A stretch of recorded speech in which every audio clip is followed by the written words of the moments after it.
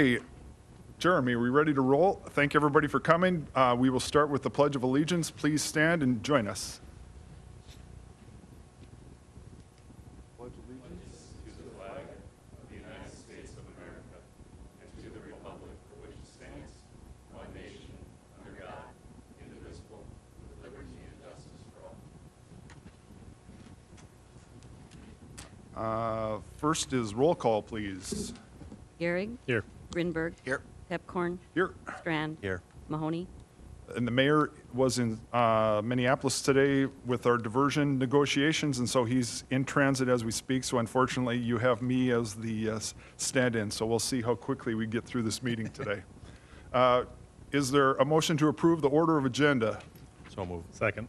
Motion and a second. Any discussion? All those in favor say aye. Aye. Opposed say nay. Motion carried.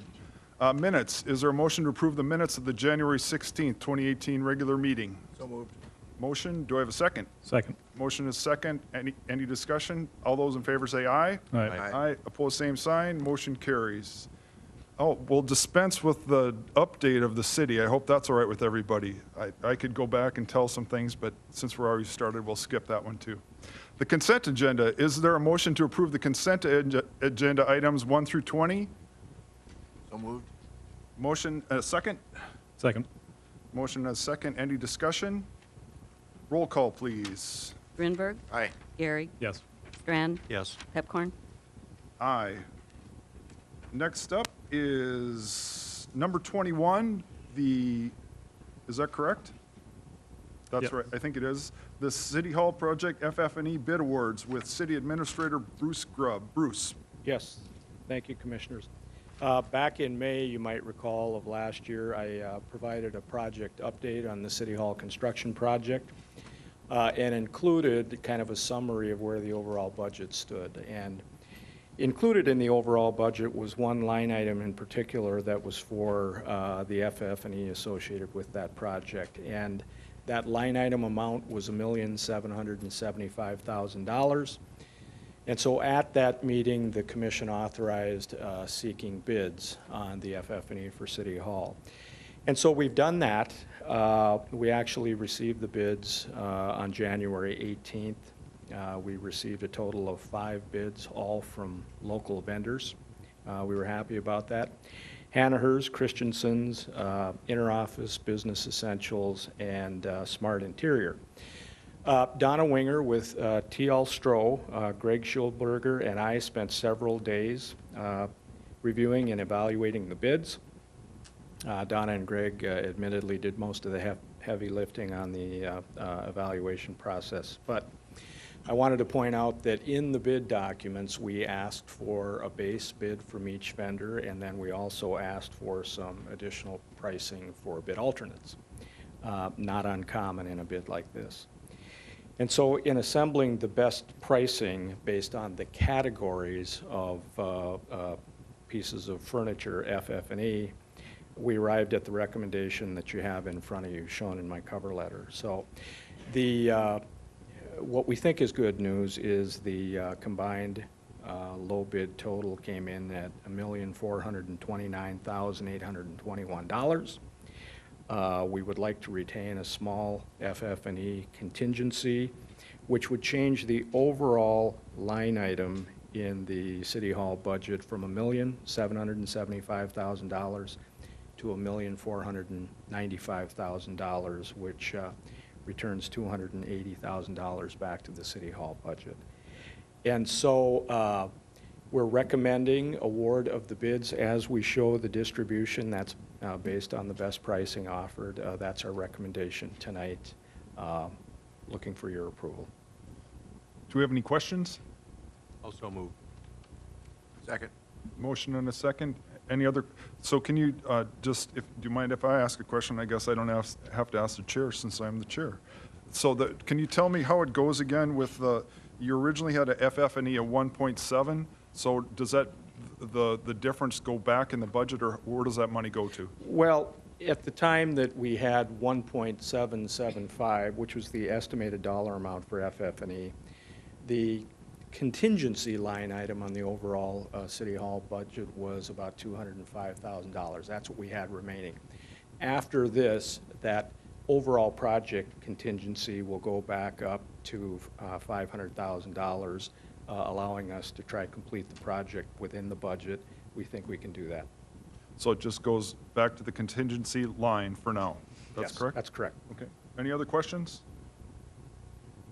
All right, do we do a roll call for this one? Roll call, please. Strand, Yes. Grinberg. Aye. Gehrig. Yes. Pepcorn. Aye. Thank you. Thank you, Bruce. And I think what we'll do, Bruce, will you stay up here? Because then we'll just, the rest goes on we're a little bit early on our schedule. It's 5:05, so I think for the next item, we'll talk about the power lines. So can you just talk a little bit about it? But if you don't mind, I'll just say a couple things real quick. The overhead power lines, especially in the older parts of town, I think we need to put a little pressure on our utility company, and they will respond. And so what I wanted us to talk about is, like, the engineering department, we can incorporate that in our new projects, but also, can we encourage them to have like a budget, have the power company give us a budget? So can you talk about that? Yeah, we're working on that now. I think at the last meeting I touched on, we're in the process of putting together a new franchise agreement. And then Xcel Energy is also open to other things relative to energy efficiency, smart metering. Trees haven't been brought up yet, but we plan on doing that. Our thought was, we currently prepare a long-term CIP that deals with street reconstruction, for example. We've got a 5-year window showing what areas of town we plan to be in reconstructing streets. We're planning on asking Xcel Energy to also produce a 5-year capital improvements plan for their system and sync it up with what our plans are for street reconstruction, and we think they're going to be open to that.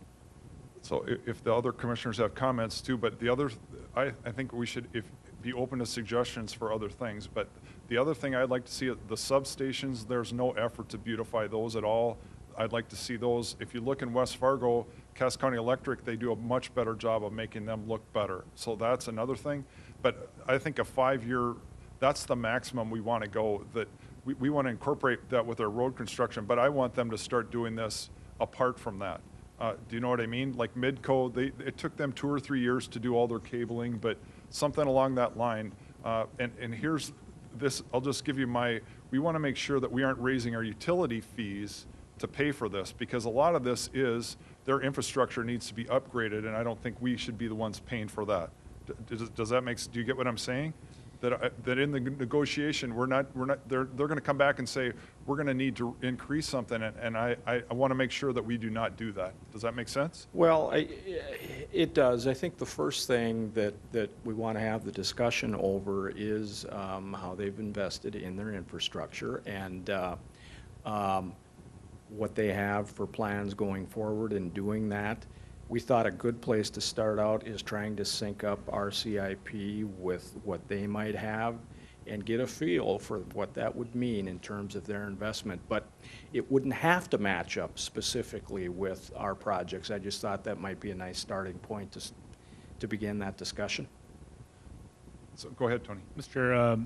I guess I'm curious, as we keep saying discussion, what's the form of that discussion going to be? Are they going to speak with you and some of the department heads? Are we going to have a brown bag? Are we going to pull them on the carpet up here? I'm just curious what that discussion looks like. Commissioner, my plan was to do that internally, involving our own internal staff and their technical staff, city forester, come to some sort of proposal and have a brown bag, because I think you need to have a chance to voice directly to Xcel and us as staff how you feel about this. So my thought would be an informational brown bag to take input on what the first draft looks like. Are you looking for a motion? Yeah, that'd be great. I would move to direct Bruce and any of the division heads that he sees required to meet with the utility companies and set that up, and then bring that information to us in a brown bag to be determined on the date. We have a motion. Do I have a second? I'll second it. And further discussion? I think that's a great, we had a brown bag, that was a few years ago now, but I think it'd be good to have XL come here. And I'll just give, the other thing is XL's corporate headquarters is in Denver. And we're not really sure, but I think we have to make some noise. Cass County Electric, they're right here.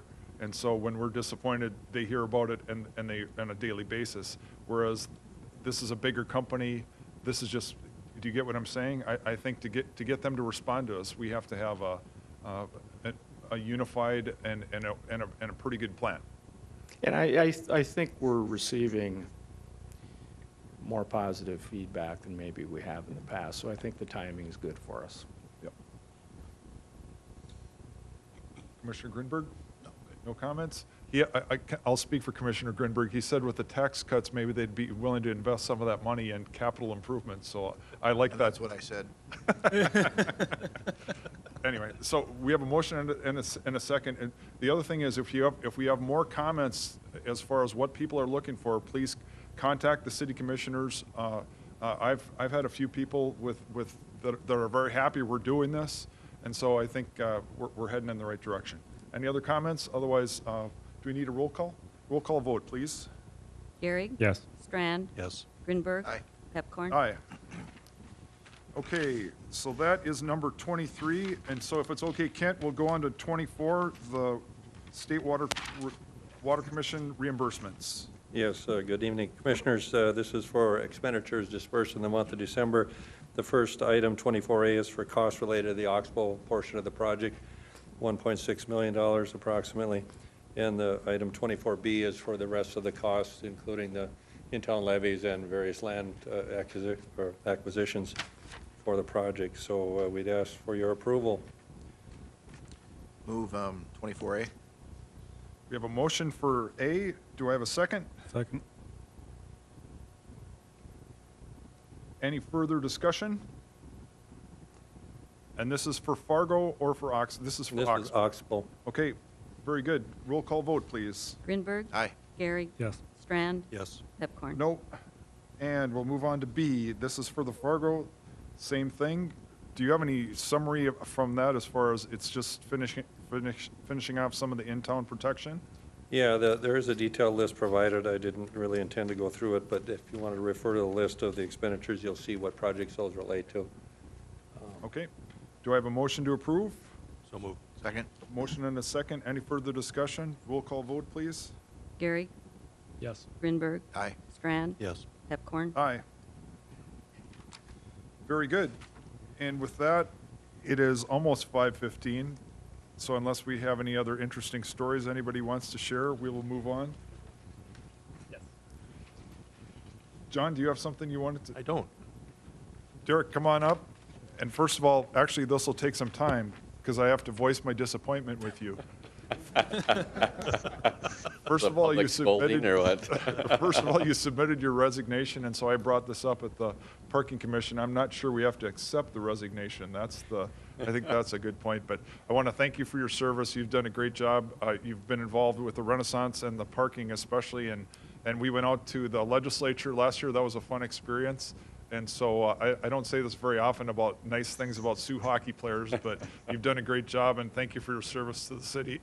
You'll be greatly missed. Yes, again, thank you to all of you on the commission. I've greatly enjoyed my time at the city of Fargo, and I think that the city's moving in the right direction, and I'll still be a resident of Fargo, so it's exciting to see the changes that will happen and to be a part of it. And I'm not going far, and I think there's a lot of overlap, and I look forward to working with all of you in the future. Thank you. Very good. And so now we will move on to the item. If you why don't you go ahead and get us started? Yep. That'd be great. So 2 Renaissance Zone lease projects. The first one is for a company called Pixel Brewing Company. They're proposing to have a commercial lease located at 1100 MP Avenue. Just a reminder, this is through, again, a parent project that was a rehab Renaissance Zone project of 1026 MP Avenue, Project 234F. That was approved back in March of 2014 and did get finalized October of 2017. This brewery would be on the first floor and utilizing the basement of the commercial side of Historic Union.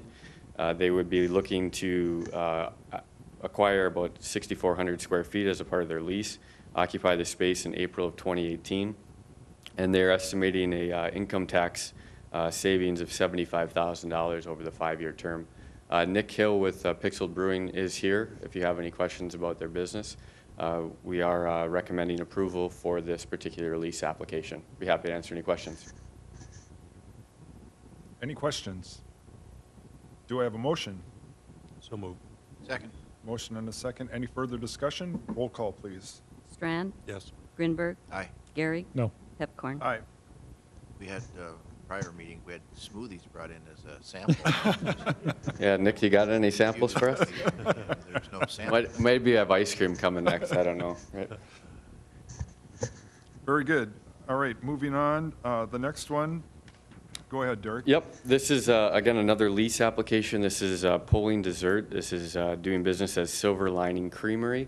This particular location is the former Metro drug site at 123 Broadway.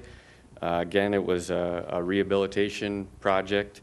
DFI BE LLC was the main owner of the site. They had approval on February of 2017.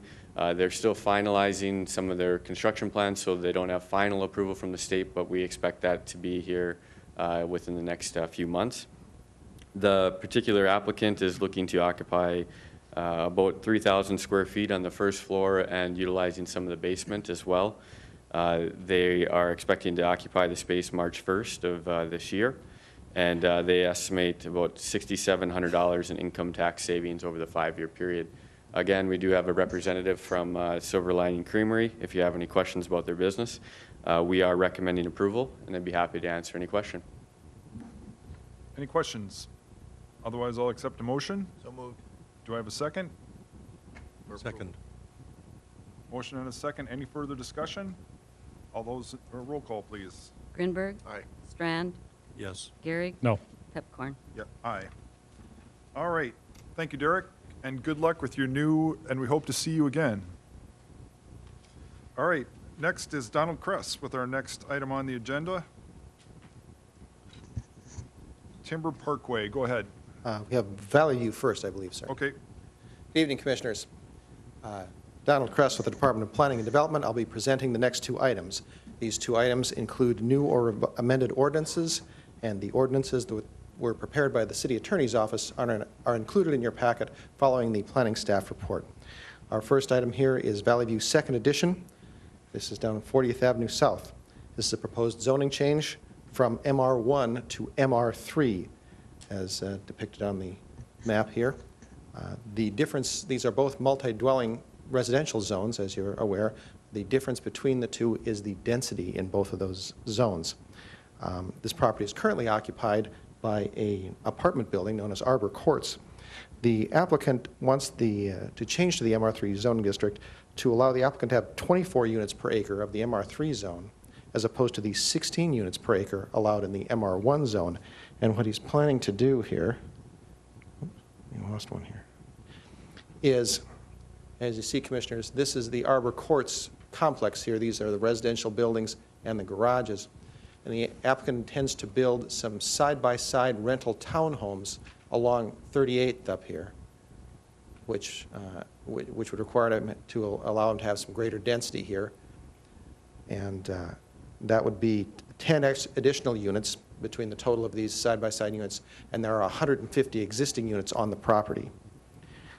Planning staff has received no public comment. We do send out notices to surrounding property owners within 300 feet of the subject property. We received no comment at this point.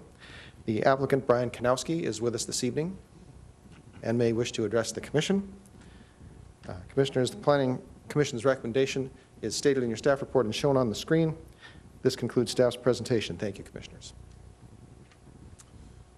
All right, thank you, Donald, and I have to follow a different strategy here, so I have to be patient with me. Is there anyone who wishes to address the City Commission regarding this rezoning? Is there anyone present who wishes to speak? If not, we'll close the public hearing. Is there a motion? Move for approval. Is there a second? Second. And the only thing, Don, maybe you can talk a little bit, so it was unanimous through the Planning Commission too, correct? Yes, sir. The vote on January Fourth was 9-0. There was one commissioner absent, but all commissioners present did vote in favor. And was there anybody that spoke with any concerns or anything like at the meeting? No, sir, there were not. Very good. Roll call vote, please. Oh, Grin- one second. Mr. Chair. Oh, I'm sorry. No, it's okay.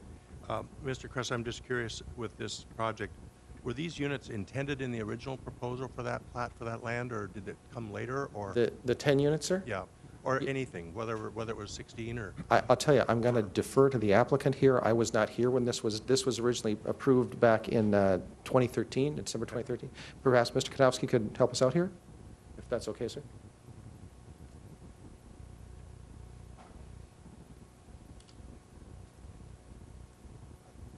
The short answer is no, it wasn't. Now it's intended to be a buffer between the large buildings and the single families across the street. If I might continue, was there a reason, people asking not to have that land filled, or is it just, was it intended to be filled later, or I'm We always had that, hope or option that if we needed to, and what really came into play is the cost of specials per square foot are really difficult to handle with just those big green spaces out there. That's the main reason, is tax issues. Any other questions or comments? That's a very good question and very good point to bring up, that specials are becoming a concern with the cost for housing. John? My last question is, were there any targeted incentives or exemptions for this project? I don't know that there were, but No, just there to aren't. confirm that, thank you very much. Okay. So you're doing this on your own Yes. entirely? Okay. Thank you very much. Any other questions? Roll call vote, please. Grinberg. Aye. Gary. Yes. Strand. Yes. Pepcorn. Aye. Very good. And I believe this is the last one on the agenda. Don with the Timber Parkway. Yes, sir, thank you. This is item 22D, is a zone change and plat of Timber Creek Parkway, second edition. You're familiar with this area here, down on the intersection of 52nd Avenue South and I-29. The plat is a replat of lots 1 and 7, Timber Creek Parkway, first edition, to create a three-lot, 1-block subdivision, as you see here. The zoning change is to repeal and reestablish the existing conditional overlay. You're familiar that we have these conditional overlays on many areas of the city that have some additional standards beyond the regular zoning ordinance. There are actually two conditional overlays on there now, ordinances 4908 and 5084. Staff and the applicant coordinated on revising the conditional overlay, and the proposed conditional overlay maintains much of the original requirements of the first two COs while seeking to simplify their application and to increase pedestrian circulation within the development. The revised conditional overlay is included in your packet as stated as an ordinance prepared by the city attorney. Planning staff has received no public comment regarding this project. So again, we have the plat and the conditional overlay. There's the visual there again. The applicant, Nate Volmuth, is with us this evening and may wish to address the commission. Planning Commission's recommendation, there's a site plan that shows some future development there too, just for your reference. It might not be exact, but that's the idea of how that might look in the future. The Planning Commission's recommendation is stated in your staff report and shown on the screen. That concludes staff's presentation. Thank you, Commissioners. Thank you, Don. Is there anyone who wishes to address the City Commission regarding this rezoning? Is there anyone present who wishes to speak? If not, we'll close the public hearing. Is there a motion? Move for approval. Second. Is there a second? Motion and a second. Any other? Commissioner Strand? Thank you, Mr. Chair. I'm just curious again, with this topic, were there or are there any tax exemptions or incentives for this project that have gone through the mill yet or coming? This current one, no. On the history, I would have to defer to the applicant or Mr. Gilmore. No. Okay, thank you. Are there any coming? I don't think so. Okay. Thank you. Any other questions or comments? Roll call vote, please. Grinberg. Aye. Gary. Yes. Strand. Yes. Pepcorn. Aye. Thank you, Commissioners. Is there a motion to adjourn? Moved. Second. Oh, what do we got? Did I miss one? Oh, we're going to continue. We have to have one more. Dang it. I So withdraw close. my second. Do we have a motion to continue the liquor license transfer? So moved. Motion and a second? Second. Any further discussion? We can just do a overall. No. Do you have to do roll call? Roll call vote. Gary. Yes. Grinberg. Aye. Strand. Yes. Pepcorn. Aye. Still 5:24. Do we have a motion to adjourn? Second. Motion and a second. 5:24, everybody. Have a good afternoon. Thanks for joining us. All those in favor, signify by All those saying